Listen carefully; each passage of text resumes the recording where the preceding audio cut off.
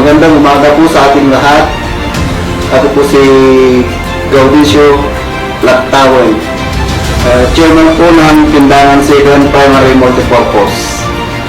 Ang umpisa po ng aming kooperatiba, itatag po ito noong 1991 po sa taong yun. May 15 membro lang po ang umpisa noon ng aming kooperatiba. Sa ngayon po ay 150 na po ngayon ang members namin.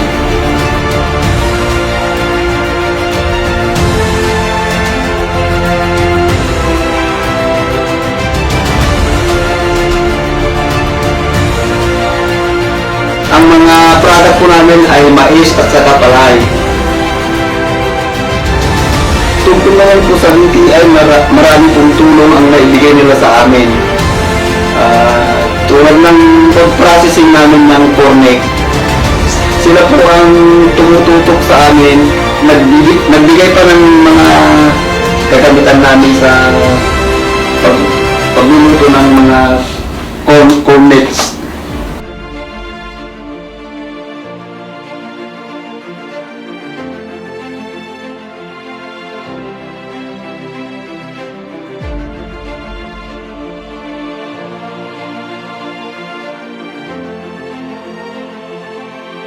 Ang masasabi ko po sa BTI ay ako po ay nagpapasalamat ng marami na kung wala sila, wala rin kaming ganito siguro na negosyo. Sana po tuloy-tuloy ang pagtulong nila sa amin para ma-iangat namin ang aming negosyo. Yun lang po. Salamat po.